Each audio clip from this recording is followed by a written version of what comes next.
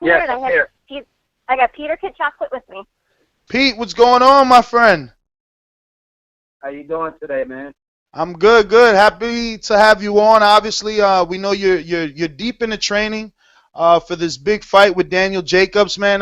Just want to know how is the family first and foremost? How is everything, for you, both mentally and spiritually first? Let's just say spiritually is the most important. I'm spiritually correct. I'm thanking God every day for the opportunities that I'm able to be blessed with. The family is wonderful. I didn't see my son. My son started camp with me, came to visit me on a surprise. Wishing me well on the training, and I'm gonna see them for Thanksgiving and in the camp with him by going back to New York. So that is wonderful. The training camp has been A1 steak sauce. I actually had a memorable moment yesterday. We had Caleb Plant, we had Andre Durrell, we had my three other sparring partners who's here in camp as well with me. So we had 5 different guys yesterday. I all graced the ring with all of them in one training session, and I felt good doing it, and I'm just very thankful that guys come out of the way to help me out. You know what I mean? Hey Pete, it's Mario here from the Boxing Voice. Listen, are you the kind of guy that you need your family around, and it's hard for you to stay? Not, I won't say committed, but it just makes training camp a little easier. Or do you use them as motivation when they're not there? Well, do you have a family? Do you got a kid? I do not. Right. When you have a kid, you kind of feel like everything that you have in life don't even matter compared to your kid. So just imagine me putting it in them terms. It's kind of hard to be away from your family, especially your kid who, you miss out on so many memorable moments that you get with your kid. You know what I mean? And this is my first kid. And, it just made me, of course, want to train harder. I know everything comes with a sacrifice, but we all working everything out, and I just know it's for a greater purpose for my family. Pete, man, I want to know what are you taking in from the Andy Lee fight, or is that fight done and gone, and that fight has nothing to do with this Jacobs fight in terms of style or approach as far as you in the ring? Well, let's look at it. These guys got way more amateur experience than me. You know what I'm saying? We got Andy Lee, we had Hassan Adam. All these guys definitely had a lot more amateur experience than me. So, from Andy Lee, I just take that he had a lot of, amateur experience, but I still kept and did my job, and it's going to be no different within this fight. But, that fight is in my past, if we revisit it in the near future, who knows? But right now I'm totally focused on Danny Jacobs is just another fighter, another person, another style in boxing that, once I hit the ring December 5th, that I'm going to have to learn that style right there in that ring. Now, Pete, when you were on the show before the Danny Jacobs fight was made, you had talked about the fact that that's a fight that's big enough that it doesn't need a title. It doesn't need the middleweight division. I took it as, both of you guys, y'all are big athletes, and if it's a better fight and you can make the weight comfortable, why not? The fight's at middleweight. How are you doing with weight? Or is everything going to go as anticipated? Is the fact that, you are going to fight at middleweight going to affect any of your performance at all? Not at all. We got Andrew Hernandez who's helping me, working with Lucian Boutte, works with the guy 168-pounder WBC title holder who's Badu Jack. You know what I'm saying? So we had no problems. If you see my last fight, we came under 160 under the weight limit I was supposed to actually come in. I've been the same weight since, the age of 18 years old, and, it's just I'm getting older. I'm 32, and, it may be a problem. Who knows? But right now we feeling good. The weight is good, and it's coming off, really lovely. I'm here in Miami training, only because we got some of the best heat down here, and, I'm definitely saying the work is being put in, and I don't think nothing is going to, stop the work from what I'm doing. That's going to stop me from, getting a victory on December 5th. Well, actually, Pete, I did know that you were dealing with Angel, and it's funny because he's a very cocky strength and conditioning coach. He told me, he says, Nestor, I make champions. Unlike his competitors, he said they have not worked with someone and brought them to a world title. But he let me know that for his, the last fight that he worked with you, you guys did make the weight. How has that been, and what exactly is he doing? Is he supplying you with supplements as well, or is he taking care of the diet, or is that a separate chef? How much does he have to do? Is it something where it's just the strength and conditioning exercises themselves? How much does he do? But like this, he does all that. Well, we got a cook here. My best friend is actually doing the cooking. He sends them an updated menu every day. You know what I'm saying? Supplements is definitely what he's taking care of. Strength and conditioning, and the runs, everything. He's doing everything as far as that. You know what I mean? And of course, I got Eric Brown and Rafael Ramos in the gym with me. So I feel like I got three of the best people working with me in the sport of boxing. Pete, you're the most talked about division. You're in the division that in 2015, that's all we're going to remember, I think, is the middleweight division. And you're part of a kind of a weird little promotion in between promotions where you have, we just had Golovkin fight, we're about to have Cotto Canelo, and then we're going to have you and Jacobs. 3 huge middleweight fights with the best middleweights in the world.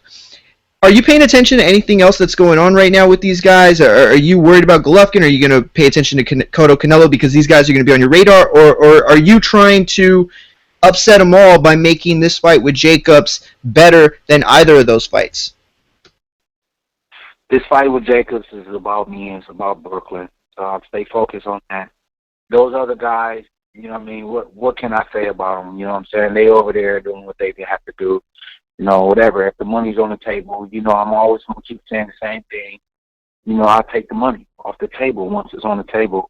Right now it's about Danny Jacobs. This is a good fight. I'm staying focused at what's at hand, and what more can I say? I think all the other fights will come in the near future if it's open up for it. So, but Danny Jacobs is a good fight for me. It's a good fight for him. Good fight for Brooklyn.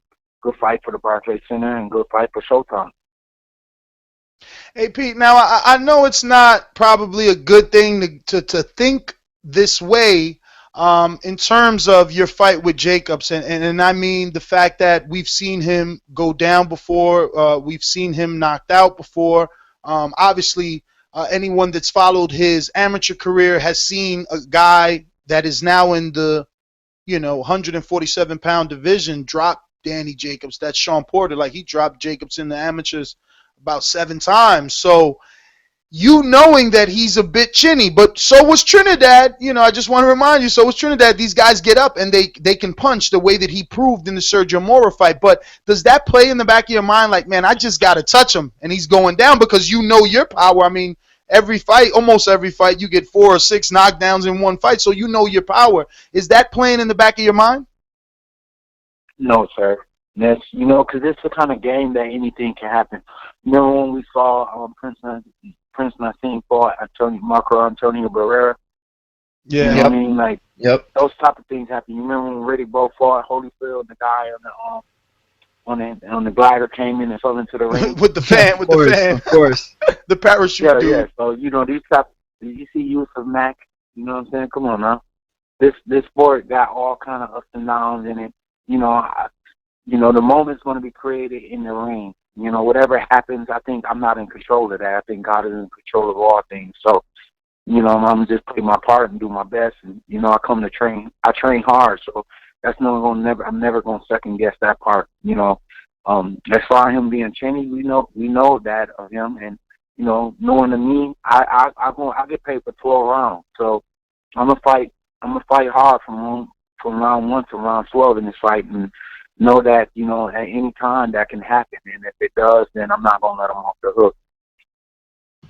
So it sounds like you're not even Like there's no game plan for you in terms of a knockout. I know you said in the past if it comes, it comes, but I mean it sounds like you're preparing to just box the 12 rounds and take them apart like that. Is that how it is? You're not trying to go out there and make a statement in Well, front of. you're gonna see my defense on point. I've been looking good with defense, and in previous fights, I don't think I showed my best ability with my defense, and after this fight, I'm gonna be showing a lot of that.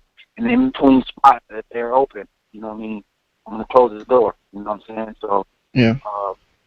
that's really what all I can say is just make sure that my defense is on point, my boxing is A1, and the knockout is already going to come if it's hoping for that.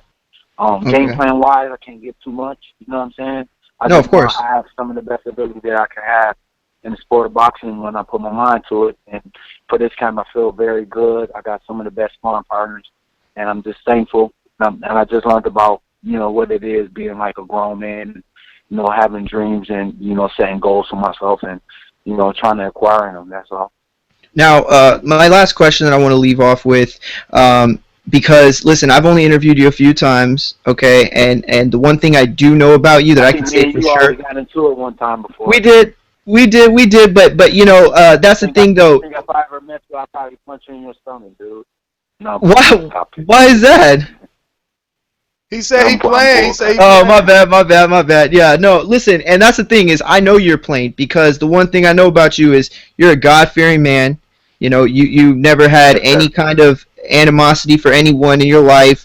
You'll never say anything bad about anybody. I know that's the kind of person you are. Aside from this stuff, but the sport that you partake in is very dangerous. How scary was the last fight with Michael Zarafa? How did that affect you? Because I know you would never want that in your life. You're out there to perform and give your best, but at the same time, I could tell that you looked a little shook up. You were worried for him. I could see that in your eyes. But has that played with your mind any bit, or have you thought about him, or how does that work for someone like you who's got such a good heart, but at the same time has such a monster punch? Yeah, man, it's crazy. When Daniel Jacobs, when I was watching the Daniel Jacobs fight, and I seen that happen to Sergio, I seen like Daniel Jacobs celebrating. Now, I told myself if I ever got in that moment, I would want to care about the guy that happened to, because you want to make sure, because it's all about sport for me. You know what I'm saying? And me actually making sure I can make a way for my family as well. So it's kind of like it's kind of rough. And then actually getting to see what happened to Pritchard Cologne. You know what I mean?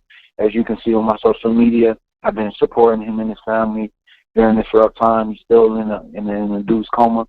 You know what I mean? This is scary, man. So it makes me really, not second guess myself, but actually make sure that, every opportunity that I get, that I'm doing the right things to make sure that, my future is going to be good. My son's future is my family's future is going to be good. I'm just not going to let things go to waste. You know what I mean? Like, put it like this, I can buy a Lambo after this fight, but, what's more important, making sure that my family has a house that I can buy in cash and not owe anything on it. And then that may come with my health, but I think that's something that's worth it. You know what I mean?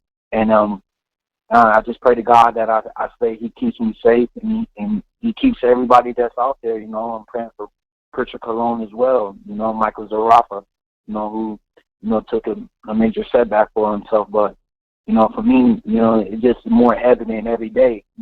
Tells me everything great that you can do in life, it can be forgotten one day and can just be history. So for me, history is history. It's always in the past. So I'm out what I'm doing now, and I'm speaking with a clear thoughts right now within myself, knowing that what I really want to do is make sure that I don't retire broke out the game of boxing. So all this stuff I'm putting my health on the line don't come for nothing.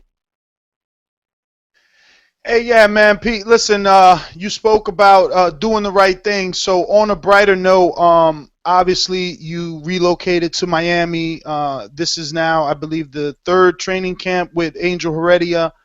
So you are doing the right things, and you said it before we got the chance to say it about all the new sparring partners, guys like Caleb Plant down there pushing you. How has that been for you. Just the training camp in general.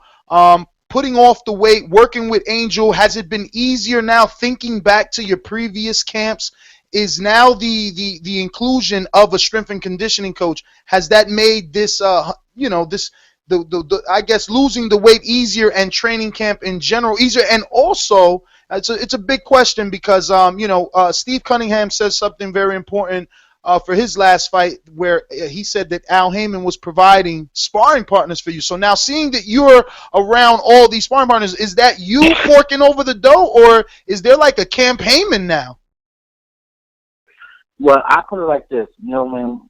I'm telling you right now, just off the strength of knowing that, a lot of people talk really bad about Al. You know what I'm saying? And I'm thankful to have an Al working with me, man.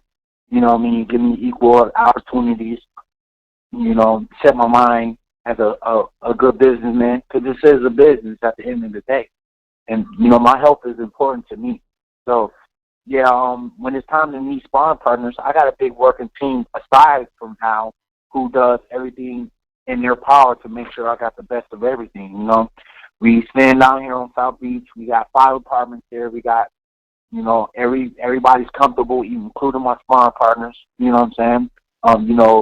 Caleb is also with the PDC.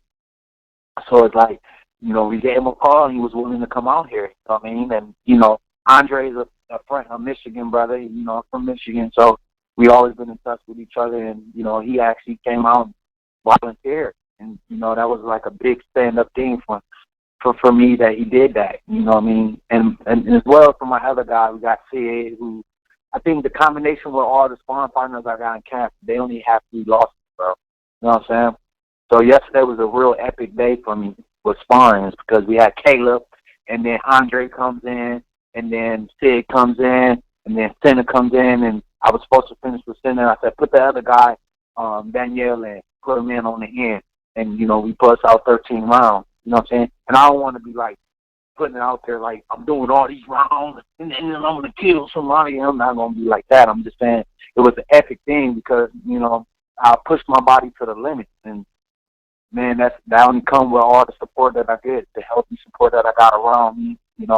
Of course, Al just, giving me the best advice for me that I can be led by the right kind of into the right direction. And, man, and that's actually speaking to you, man, because you've been like somebody that I've been talking to for a couple of years now, and just like being able to get back on the phone with you and everything. This is all like motivating stuff for me. Just like, regardless of the fact when I step out there, win, draw, or lose, what I mean? I still feel like I'm living out my dreams right now. Man, you definitely living out your dreams. I remember when you was calling out Andy Lee, and you had like 19 fights. So now you're in a position where you are the big fight. So you're absolutely living your dream. But you still didn't make it clear to me who's forking the bill. I'm just trying to see if it's like, I'm forking my own bill. Oh, okay. Okay. I just heard I heard somebody told me Janeda Golovkin and Abel Sanchez made some comments about if I made over $500,000. That's crazy that when you on this level, people worry about how much money you spend or how much money you've been made. But I can guarantee you right now, to this day, right now, I have over $1 million in my account in savings right now. I have more than $300,000 worth of investments already. I have 6 hours. Come on, Pete. You don't need to do that. You don't need to do that. Don't let them drag you down. Listen. Let me tell you one thing, Pete. Pete. The enemy is a liar, Pete. The enemy is a liar, Pete. Don't let them bring you down. The enemy is a liar. Don't worry about that. What you do is what you do. The devil definitely the devil's job is to kill, seek, and destroy. So what I mean by that is like when it's time to dish out my own money for my own camp, I invest the most money that I can possibly investing in myself when it comes to training camp. Well, that's why I'm digging. That's why I'm digging, because one would think that you would have pulled out all the stops for the Andy Lee fight because he was the bigger name. It was on a big stage. A title was your title was on the line. So I want to know, did the decision to go big or go home this camp come from that camp? Like, man, I didn't get it right that time. I got to stop playing. Let me get top-notch sparring partners in here. Let me go somewhere where the climate is hot so it's easy to take this weight off. Let me bring in Angel Heredia. I'm just, that's what I'm trying to figure out. Basically, it came from a little bit of all that. You know what I'm saying? Like, my last camp, I did it in New York because I can gamble a little bit. You know what I'm saying? It was really rough to do my camp there. You know, when I talked to Al about this, Al said, man, before you even got with me, you was doing camps in New York. And he was definitely right. Let me know he was, like, following my career for a long time. And, you know, I think camp is really deep down inside in your heart. You're going to really make things, you know what I mean, in your heart. Any distractions I have in New York, I bring them anywhere else in the world, wherever I do camping. But, you know, I'm 32 years old. I've been there, done that. I've been there and done a lot of things. And, you know, I want to be in places that not just, you know, it's easy. The heat is here. It's very motivating, you know what I'm saying, for me to be here. And it's very accessible to all the things I need. I train and do beach workouts. I'm training at this, I want to say DCS Fitness. It's like LeBron James, Wade works out there. But besides throwing like numbers and names at that, it's just like a good facility for me to train at, you know what I mean? And I got the key to the gym, you know what I'm saying? Like, nobody be there. They gave me the key, and I can go in there whenever the fuck I want to go in there, you know what I'm saying? So it's like all these things, you know, Dino, you know, with the Fifth Street Boxing, I got my own time private gym, you know, as well. I got me a private gym in Brooklyn at the Eastern Athletic Club, thanks to Jose Torres, God rest his soul, who made things possible before, you know, he passed away from me. So, you know what I mean? Like, I'm just very, very, very, very, very thankful, man. And it gives you a mind of, I'm using the wisdom that I've learned over the years. I'm applying the knowledge, which is now wisdom, to help me become better, you know, better as a person, better as a fighter. Pete, last thing before I let you go, obviously we have one of our co-hosts here is a casual fan. So his question was, have you and Daniel Jacobs ever crossed paths? Now, you brought up the fact that you did a lot of training camps here in New York. So have you guys already sparred each other? Yes, I sparred Danny before in New York City. I popped up that card, and I was like, yeah, I think I'm like, yeah, okay. You know what I'm saying? And I just got off my butt and went to go spar him, not even being in shape. I just went to go do it. So, you know, I had vague memories of the sparring. It wasn't like, you know, I can definitely say, and I've been in there with some of the best, bro. Roman Parmesan, Carl Froch, Andre Durrell, Janeda Golovkin. What's the light heavyweight? Chavez name? too, right? Chavez. Chavez. I've been in there with Chavez. I've been in there with Chavez and Janeda Golovkin in the same day, back to back. They basically took one guy out and put the other guy in. What's his name? The other guy that's the light heavyweight. That's the one. That's the one. Kovalev, Sergey Kovalev. Kovalev. Yeah. I've been up in there with him. You know what I'm saying? So I've been up in there with some of the best. So when I went in there with Danny, you know, I don't have memories like, oh man, this is like, I don't know how to point out good in nobody really when it comes to sparring, because it's like, unless you like dropping me and you put me down or knocking my teeth out and all that, you know what I'm saying? It's just really like work to me in sparring, and you know, it's a testament that you just in the classroom. When I step in that ring the night of the fight, it's a totally different ball game. So, you know, for me, you know, maybe he's the champion calling me out. So it's like, yeah, he must know something that I don't. You know what I mean? But like in 33 fights, I can say that I got a total. In 33 fights, I have a total of 34 knockdowns. So I mean, I basically knocked every guy I done fought down one time with one guy over one. You know what I'm saying? So, you know, sparring is sparring, but this fight right here is very important to me. It's very serious. I'm taking it very serious. You know, we're going to make a good fight for the fans, and I hope that the fans definitely love the fight when we actually get to touch gloves and go at it. Well, Pete, man, I don't want to take any more of your time, and thank you again. You know, huge hug. Thank you for coming on, and you can obviously give out your social media in case anybody isn't following, and let everybody know how to tune in December 5th, live at the Barclays Center. If they're not going to be there, how could they watch this one? Well, you can make sure y'all turn on Showtime December 5th and watch the fight between me and Danny Jacobs for the Battle of Brooklyn. I really don't want to pay no sanctioning fees, but hey, I'm going to do it because I'm going to get paid a lot of money for this fight. And what's more important, y'all can give me at Kid Chocolate on Instagram, give me at Kid Chocolate on Twitter, follow me on Facebook. Now, the reason why you should follow me is because I'm telling your kids that he works hard behind his dreams. He turned them into goals. He can be living out his dreams just like I am.